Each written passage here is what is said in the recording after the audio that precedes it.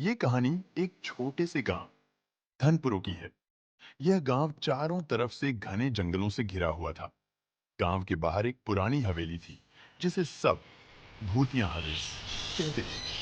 कहते हैं कि उस हवेली में कई साल पहले एक जमींदार रहा करता था, रघुवीर सिंह, जो बहुत ही क्रूर था। उसकी अचानक मौत के बाद से हवेली वीरान हो गई। गांव वालों का मानना था कि उस हवेली में अब भी रघुवीर सिंह की आत्मा भटकती है। रात के समय उस हवेली से अक्सर चीखें, रोने और दरवाजों के खुद ब खुद खुलने बंद होने की आवाजें आती थीं। एक दिन शहर से एक युवक आरव धनपुर आया।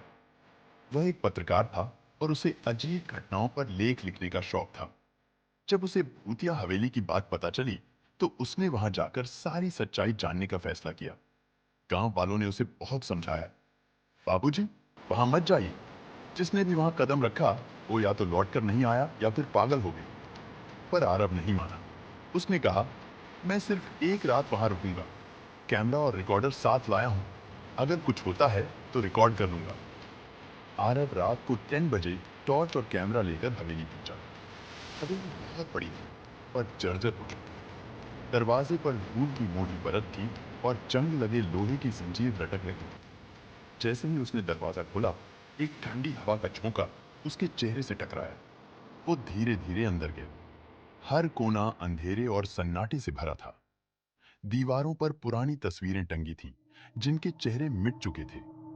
एक तस्वीर में जमींदार रघुवीर सिंह की धुंधली शक्ल दिख रही थी, जिसकी आंखें मानो आरव को घूर रही थीं। आरव ने एक कमरा चुना और अपना कैमरा वहां सेट कर दिया।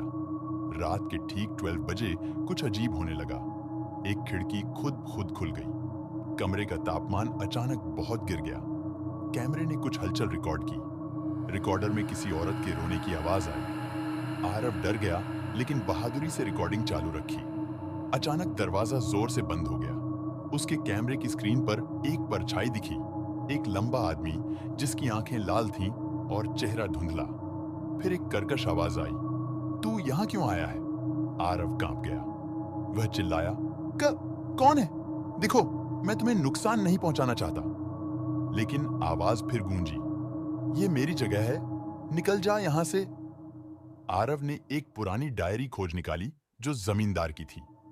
उसमें लिखा था कि उसने कई गरीब किसानों को जिंदा जमीन में दफना दिया था और उनकी आत्माएं अब हवेली में कैद हैं। उसे अपनी करनी का पछतावा हुआ, लेकिन तब तक बहुत देर हो चुकी थी। उसी दिन हवेली में उसे दिल का दौरा पड़ा और वह मर गया। डायरी पढ़कर आरव को सब समझ में आ गया। हवेली में जमींदार की आत्मा के साथ साथ उन किसानों की भी आत्माएं थीं जो इंसाफ चाहती थीं। सुबह होते ही आरव भागता हुआ गांव वापस आया। वह डर से थरथरा रहा था। गांव वालों ने जब उसकी हालत देखी तो सब दंग रह गए। आरव ने कैमरे की रिकॉर्डिंग सबको दिखाई। अब गांव वाले भी समझ गए कि हवेली में आत्माएं हैं और उन्हें शांति नहीं मिली। आरव ने एक पुजारी को बुलवाया। पुजारी ने कई दिन पूजा पाठ किया, हवेली में हवन किया और आत्माओं की शांति के लिए यज्ञ करवाया। धीरे धीरे हवेली शांत हो गई। चीखें आना बंद हो गईं।